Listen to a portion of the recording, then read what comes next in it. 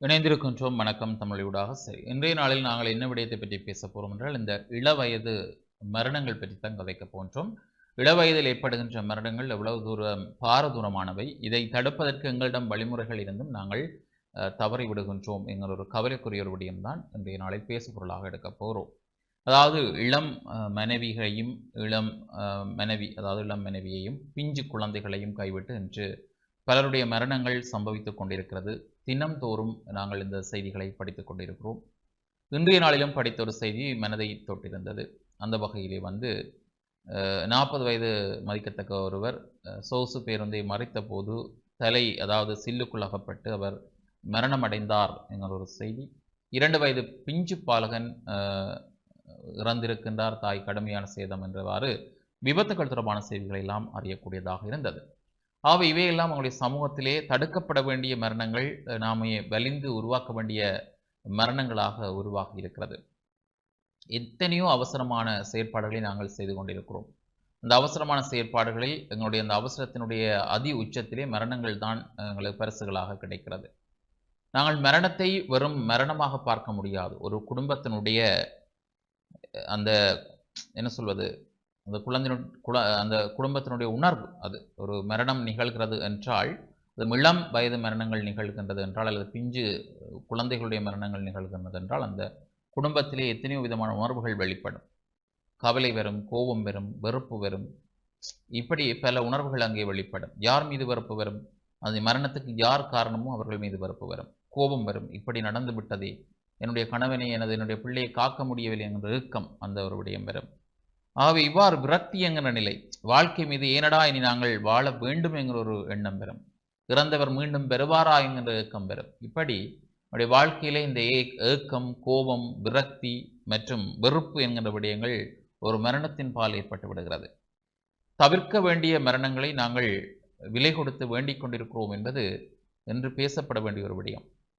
எங்களுடைய கலாச்சார உணவு முறை அது மிக பிரதானமாக என்று பேசப்படுகிறது. ஏனென்றால் மாரடைப்புக்கு அதுவும் ஒரு காரணமாக சில இடங்களில் சொல்லப்படுகிறது. என்ன காரணம் என்றால், நம்முடைய விருந்தினர்களை நம்மவர்கள் வரவேற்கின்ற முறை முன்னைய காலங்களில் அப்படித்தான். வந்தவர்கள் சாப்பிடாமல் போகக்கூடாது என்கிறதுக்காகவே ஒரு பல தடவைகள் கேட்பார்கள், சாப்பிடுங்கள் சாப்பிடுங்கள் சாப்பிடுங்கள் என்று. அந்த கலாச்சார முறையில் ஊர் என்னவோ, நாங்களும் இப்பொழுது அந்த சாப்பாட்டுக்கே அடிமையாகிவிட்டோம்.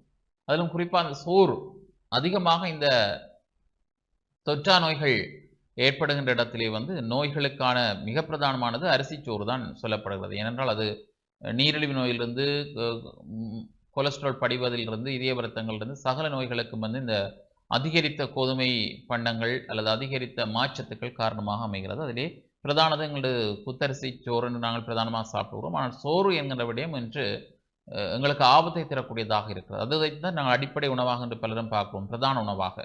அதை அளவுக்கு அதிகமாக நாங்கள் சாப்பிட்டு விட்டு உடற்பயிற்சி செய்யவில்லை என்றால் அது உடலிலே கொழுப்புகளாக மாறி இரத்த ஓட்டத்தில் மாற்றங்களை உருவாக்கி இரத்த ஓட்டத்தையே நிறுத்தி விடுகிற தருவாயில் தான் இந்த மாரடைப்பு என்கிற விடயம் பெறுகின்ற பொழுது, இளம் வயதிலே திருமணமாகி ஒரு வயது குழந்தை இருக்கத்தக்க விதத்திலே, இல்லை திருமணமாகி ஒரு குறிப்பிட்ட நாளிலே இள வயது மரணங்கள் நிகழ்கின்றது. ஆகவே இதில் மாற்றங்களை நாங்கள் கொண்டு வர வேண்டும். உடலுக்கு ஆரோக்கியமான உணவு வழிவகைகளை நாங்கள் ஏற்படுத்தி கொள்ள வேண்டும். மாப்பொருட்களை தவிர்த்து எங்களுக்கு முடிந்தவரை நாங்கள் வேறு ஏதாவது மாப்பொருள் அல்லாத உணவுகளை, தானியங்களை நாங்கள் உணவுகளாக, அதாவது திணை, கோதுமை அல்லது குரக்கன், ஆட்டாமா இவற்றிலே உணவு வகைகளை மாற்றி அமைத்து வடிவமைத்து நாங்கள் உண்ண பழக வேண்டியவர்களாக இருக்கிறோம். அல்லது பழங்கள், சலாட்டுக்கள், இவ்வாறு பிரதானமாக சோற்றினை குறைத்து விட்டமின், கனிப்பு, போசாக்குகள் நிறைந்த பழ வகைகள், மரக்கரை வகைகள், அதே போன்று நாங்கள் சொல்லுகிற நான்வெஜ்,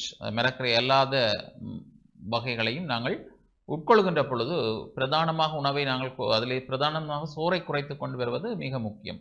அதேபோல் இந்த மாப்பிட்டு, எங்களுடைய வரலாற்றிலேயே யாழ் மண்ணிலே குறிப்பாக எல்லோருக்கும் பிட்டு என்றால் பிடிக்கும். அதுவும் ஒரு மாப்பொருளான பண்டம் தான். அது பிட்டு, இடியப்பங்கள் எல்லாம் அரிசி மாவாக இருந்தாலும் ஓரளவு குறைத்து, அந்த சாப்பிடுகின்ற அளவினை குறைத்து நாங்கள் சாப்பிட வேண்டும். ஏன்னா நாங்கள் செய்கின்ற உடற்பயிற்சிக்கு ஏற்ற விதத்தில் உணவு அமைய வேண்டும். நாம் உடற்பயிற்சியை செய்யவில்லை என்ற இடத்தில் நாங்கள் என்ன செய்ய வேண்டும்? எங்களுடைய உடல் உழைப்புக்கு ஏற்ற விதத்தில் தான் உண்ண வேண்டும். ஆனால் நாம் என்ன செய்கிறோம்? எங்களுடைய உடல் உழைப்பு வேறு விதமாக இருக்கிறது, உண்ணுகின்ற முறை நிறையவாகவே இருக்கிறது. அப்படி உண்ணுகின்ற பொழுதுதான் ஆபத்தை நாங்கள் விலக்கி வேண்ட வேண்டிய ஒரு கட்டம் இருக்கிறது. ஆக முடிந்தவரை அளவாக உணவை உண்ணுங்கள். அந்த அளவான உணவும் எல்லாம் போசாக்குகள், விட்டமின்கள், கனிப்புகள் நிறைந்த உணவாக இருக்க வேண்டும். பிட்டை குறைத்து மற்ற அதாவது மரக்கறி வகைகளை அதிலே வைத்து நீங்கள் சலாட்டுகளை வைத்து நிறைய சாப்பிடலாம். பழங்களை நிறைய உண்ணலாம். நீச்சத்தான சாப்பாடுகளை நிறைய உள்ளடக்கலாம். மாச்சத்துக்களை குறைக்க வேண்டும். இதுதான் இன்று மாரடைப்புக்கு பிரதானமாக உணவு முறையிலே சொல்லப்பட்டு கொண்டிருக்கிற விடயம்.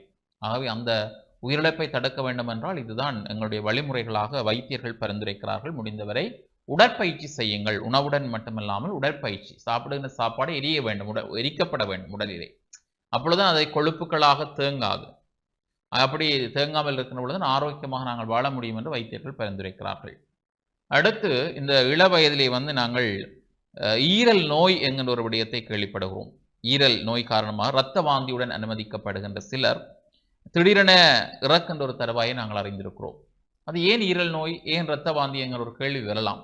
அதுக்கு பிரதானமாக நாங்கள் இந்த மதுசாரம் என்கிற ஒரு பாவனை தான் அதிகமாக சொல்லப்படுகிறது. இளம் வயதிலே அதிகமாக போதைகளை பாவித்து அங்கே ஈரல் தாக்கப்பட்டு பழுதடைந்து பின்பு அடுத்த கட்டமாக இரத்த வாந்தி எடுத்து ஒரு குறிப்பிட்ட நாளிலே படுக்கையில் கிடந்து இழுபட்டு வாந்தி எடுத்து அப்படி இறந்து போகின்ற ஒரு தருவாய் ஏற்படுகிறது. இதற்கு மது பிரதானமான ஒரு காரணம். குடி எந்த நேரம் பார்த்தாலும் புகையிலை, குடித்தல், வெத்திலை பாக்கு என்று சொல்லி அதனுடையே இருந்து தங்களுக்கு அதை பொழுதுபோக்காவை மாற்றிக்கொண்டு தங்களுடைய சிறிய குடும்பத்தை, அதாவது தனி குடும்பமாக வாழ்கிறார்கள் என்று கூடுதலாக இருக்கிறார்கள். யாருடைய ஒத்துழைப்பு இல்லாமல் வாழ்கின்ற பொழுது இவ்வாறு தனி குடும்பத்தில் இருக்கின்ற ஒரு தலைவன் இறக்கின்ற பொழுது அந்த குடும்பத்தினுடைய நிலை என்ன, ஒரு இளம் தாய் மற்றும் அந்த குழந்தைகளுடைய நிலைப்பாடு என்ன என்கிற கேள்வி எழுகிறது. இதெல்லாம் தடுக்கப்பட வேண்டிய மரணங்கள். உணவு முறையால் தடுக்கலாம் அந்த மரணத்தை. இந்த மரணத்தை இந்த மதுவுக்கு அடிமையாகின்ற ஒரு விடயத்திலிருந்து நாங்கள் மீள்கின்ற பொழுது நிச்சயமாக இதை தடுக்கக்கூடிய வாய்ப்பு நிறையவே இருக்கிறது. அவை நாங்கள் அதை பலரும் புரிந்து கொள்ளாத ஒரு தன்மை இருக்கிறது.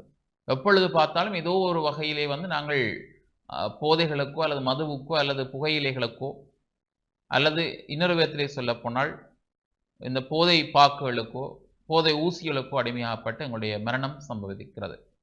அடுத்து பாரிசவாதம் என்கிற பெயர்களை எங்கள் உணவு முறையினால் தான் இந்த உடலை கவனிக்காத விடுகின்ற பொழுது கைகால்களை இழுத்து நாங்கள் படுக்கையிலிருந்து மரணிக்கின்ற சம்பவங்கள் பல இங்கே காணப்படக்கூடியதாக இருக்கிறது. அதே மாதிரி ஆரம்பத்திலே நான் சொன்னது போன்று இந்த போக்குவரத்து விதிமுறைகள் ஒழுங்காக பேணப்படுகின்ற இடத்து இந்த வீதியிலே சென்று கொண்டிருக்கின்றவர் திடீரென மரணம், இளம் வயதிலானவராக இருப்பார்.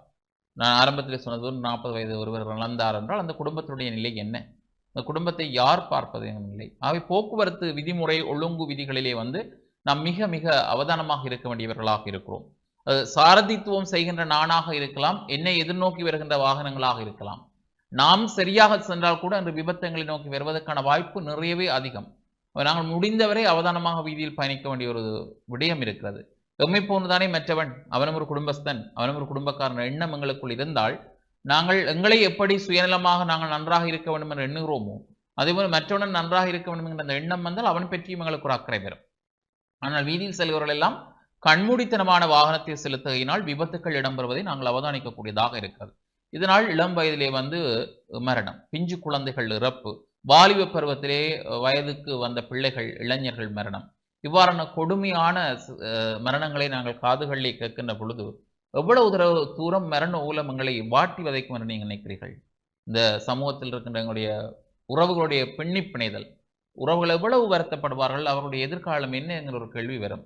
அதனால் நாங்கள் சாரதித்துவம் செய்கின்ற பொழுது நான் உட்பட எல்லோருமே விழிப்புடன் இருக்க வேண்டும். நாங்கள் சரியாக நடந்து கொண்டாலும் எங்களை நோக்கியும் விபத்துக்கள் வரலாம். ஆகவே மிக அவதானமாக இருக்க வேண்டியவர்களாக இருக்கிறோம். நாங்களே சில பேர் வலிந்து போய் இந்த விபத்துக்களிலே மாட்டிக்கொள்கிறோம். ஒரு வாகனம் பெறுகிறது, அது ஏற வேண்டுமென்றால் அவர்கள் நிறுத்தினால் ஏறுங்கள். அதை விட்டு அவர்களுக்கு பின்னால் ஓடிப்போய் ஏறுவதோ அல்லது அவர்கள் வாங்கல் சொல்ல நாங்கள் ஓடிப்போய் ஏறுவதோ, சிலர் அவர்கள் வாகனங்களை எங்களை கவனிக்காமல் எடுப்பதோ, இதெல்லாம் தற்செயலாக நடக்கிறதாக இருந்தாலும் அது மரணத்தில் தானே முடிகிறது. அது பாதிப்பைத்தான் ஏற்படுத்துகிறது. அல்லது ஒரு உடல் பாகங்களை நாங்கள் இழக்க வேண்டிய தருவாயோ அல்லது உடலே எங்களுக்கு சேதங்கள் ஏற்படுகின்ற பொழுது அது எங்களுக்கு நீண்டகால நோயாக ஏற்படுகின்ற பொழுது எங்கள் குடும்பத்தை யார் கவனிப்பது என்கிற ஒரு கேள்வி வருகிறது. எங்கள் நிலையிலே நாங்கள் சிந்திக்க வேண்டியவர்களாக இருக்கிறோம். சுயநலமாக இல்லாமல் பொதுநலமாக நான் எனது குடும்பம் என்கிற சிந்தனையும் நாங்கள் வளர்த்துக் கொள்ள வேண்டும். அதே போன்று பல இடங்களிலே சாரதி அனுமதி பத்திரங்கள் சரியாக இல்லாமல் வாகனங்களை செலுத்துகிறார்கள். போலீசாரை கண்டதும் வேகமாக ஓடிப்போய் மற்றவர்கள் மீது மோதுவது, தலைக்கவசம் இன்றி சென்று மற்றவர்கள் மீது மோதி விழுந்து தாங்களே இறப்பது, குடித்து விட்டு வாகனத்தை செலுத்துவது. இது மற்றவர்கள் மீது அக்கறை இருந்தால் ஏன் இப்படி நாங்கள் செய்ய அந்த மனசு வராது. ஆனால் நம்மவர்கள் அப்படி ஒழுங்கான சாரதி அனுமதி பத்திரங்கள், ஒழுங்கான விதிமுறைகள், வீதி விதிமுறைகளை பலர் கடைப்பிடிக்காமலே பல மரணங்கள் நிகழ்ந்து கொண்டே இருக்கிறது. அது முடிந்தால் அதை தடுக்கலாம். அதெல்லாம் இளவயது மரணங்களாக பதியப்படாமல் நாங்கள் தடுக்கக்கூடிய விடயம் எங்கள் கைகளில் இருக்கிறது. அதை நாங்கள் புரிந்து கொள்ளக்கூடியதாக இருக்கின்றது. அது மட்டுமில்லாமல் இன்று உடல் பருத்து நீரிழிவு நோய்களினால் கொலஸ்ட்ரால்கள் இவ்வாறெல்லாம் நாங்கள் இறக்குவோம் என்றால் அது உணவு முறையாக அதை பார்க்க வேண்டும். உணவு முறையிலும் கவனம் எடுக்குங்கள். குறிப்பாக 40 வயதுக்கு மேற்பட்டவர்கள் ஒரு வருடத்துக்கு ஒரு தடவையாவது உடல் முழுமையாக சோதனை செய்வது மிக நன்று என்று சொல்லப்படுகிறது. அது மிக முக்கியமானது. அடுத்து இந்த கலாச்சார சீரழிவுகளை சிக்கி வன்முறைகளினால் பாதிக்கப்பட்டு இறக்கின்றவர்கள் பல பேர். அது நம்மால் தான் அது உருவாக்கப்படுகிறது. நம்மிலே இருக்கின்ற ஒரு சிலருடைய செயல்பாடுகள், பாலியல் ரீதியாக மற்றவர்களை துன்புறுத்துவது, பாலியல் ரீதியாக வன்கொடுமை செய்து கொலை செய்வது, பாலியல் ரீதியிலான விடயங்களில் மற்றவர்களை ஈடுபடுத்தி அவர்களை கொலை செய்வது, இவ்வாறான விடயங்கள் கூட நாம் செய்கின்ற ஒரு சிலர் செய்கின்ற தவறினால் ஏற்படுகின்ற விடயம். இதனால் கூட மரணங்கள் சம்பவிக்கிறது. இதெல்லாம் தடுக்கப்பட வேண்டிய விடயம். அதே போன்று தற்கொலைகள் நாம் செய்து கொள்கின்ற தற்கொலைகளும் நாங்கள் தவிர்க்க வேண்டிய ஒரு விடயங்கள், தவிர்க்கப்படலாம்.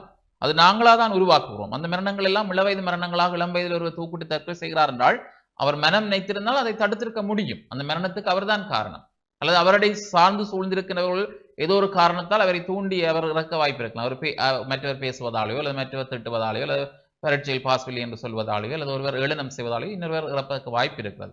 சமூகத்தில் உள்ளவர்களால் அது தற்கொலைகள் நிகழ்வதற்கும், இறப்புகள் வருவதற்கும், இளம் வயது மரணங்கள் வருவதற்கும் நாம் ஒரு காரணம். இயற்கையாக நடக்கின்ற மரணங்களை விட இளவயது மரணங்களை பல நாம் உருவாக்குகின்ற மரணங்கள் தான் அதிகமாக இருக்கிறது. அதையும் நாங்கள் தடை செய்யக்கூடியதாக இருக்கலாம். அடுத்து சுற்றாடல்களில் இருக்கின்ற மாசடைவு. இந்த சுற்றாடலில் இருக்கின்ற மாசு காரணமாக அல்லது சுற்றாடல் சுகாதாரமாக இல்லாத காரணத்தினால் மரணங்கள் நிகழ்கின்றது. உதாரணமாக டெங்கு சொல்லலாம். நாங்கள் சுற்றாடலை சிறப்பாக பண்ணியிருந்தால் ஒருவருக்கு டெங்கு வராது. ஏன்னா நுளம்பினுடைய பெருக்கம் தானே டெங்கு. அந்த நுளம்பினுடைய பெருக்கத்தினுடைய அடுத்த கட்டம் தான் இந்த டெங்குக்கு அபாயமான டெங்கு கட்டத்திலே ஒருவர் இறக்கிறார். ஆகவே நாங்கள் அவ்வாறான விடயங்களை, பிள்ளைகளுக்கு காய்ச்சல் வருகிறது என்றால் அக்கறை அற்ற ஒரு தன்மை, அல்லது பிள்ளைகள் வலியால் இழுத்து கொண்டிருக்கிறார்கள் என்றால் அதற்கான மருத்துவ உதவி செய்யாத நிலைமைகள், உடனே செய்ய முடியாத நிலைமைகள், இப்படி பல விடயங்களில் நாங்கள் ஒரு காரணமாக இருக்கிறோம். சூழல் மாசடைவு, சுற்றுச்சூழல் மாசடைவினால் அது மரணம் சம்பவிக்க வேண்டிய ஒரு விடயமாக இருக்கிறது. அடுத்து இந்த சமூகத்திலே ஏங்கிக் கொண்டு வறுமையிலே பிச்சை எடுத்துக்கொண்டு வாழ்கின்ற பலர், அதாவது நாங்கள் யாசகம் என்று சொல்ல வேண்டும், அதை யாசகம் எடுத்துக்கொண்டு மரணித்துக் கொண்டிருக்கின்றவர்கள், ஆதரவற்று மரணிக்கிறார்கள். அவர்களும் இந்த உலகத்திலே பிறந்து தங்களுக்கு எத்தனையோ ஜீவன்களை இந்த உலகத்துக்கு உருவாக்கி இருப்பார்கள், பிள்ளைகள் இருப்பார்கள். ஆனால் ஆதரவின்றி ஏங்கி தங்களுடைய மரணத்தை அவர்கள் தேடிக்கொள்கின்ற ஒரு மரணமும் இருக்கிறது. அதுவும் இளம் வயதுகளிலும் அப்படி நடக்கிறது. பல இடங்களிலே ஏக்கங்களிலே அவர்கள் இறக்கிற ஒரு சம்பவங்கள் காணக்கூடியதாக இருக்கின்றது. ஆகவே அதையும் நாங்கள் இங்கே ஒரு விடயமாக எடுக்க வேண்டும். ஆகவே உடற்பயிற்சி உடன் சேர்ந்து இந்த பல விடயங்களையும் நாங்கள் முன்னேற்றகரமாக எண்ணுவோமாக இருந்தால் இந்த நோய் நொடிகளிலிருந்து தப்பலாம். அதே போன்று நாங்கள் எங்களுடைய விவசாய செய்கைகளிலும் கொஞ்சம் அந்த கிருமி நாசினிகள், அதாவது மரக்கறி வகைகளிலே இன்று இயற்கைக்கு மாறாக நாங்கள் செயற்கை கிருமி நாசினிகளை தெளிக்கின்ற பொழுது அவை கூட நஞ்சுகளாக உடலிலே சேரக்கூடிய வாய்ப்புகள் இருக்கு. இதனால் கூட உயிரிழப்புகள் ஏற்படலாம். முடிந்தவரை உடலை நாங்கள் ஆரோக்கியமாக பண்ணாலே அல்லது நாங்கள் எங்களுடைய அவதானமாக நடத்தி கொண்டாலே பல இறப்புகளை தவிர்க்கலாம் என்பதுதான் எங்களுடைய கருத்தாக இருக்கிறது. ஆக இளம் வயது மரணங்களை தடுப்போம் என்று சொல்லிக்கொண்டு நாங்களும் நிகழ்ச்சியிலிருந்து விடைபெற போன்றோம். மீண்டும் மற்றொரு நிகழ்ச்சியில் சந்திக்கும் முறை விடைபெறணும். நான் குணம் துஷ்யந்தன். நன்றி நேயர்களே.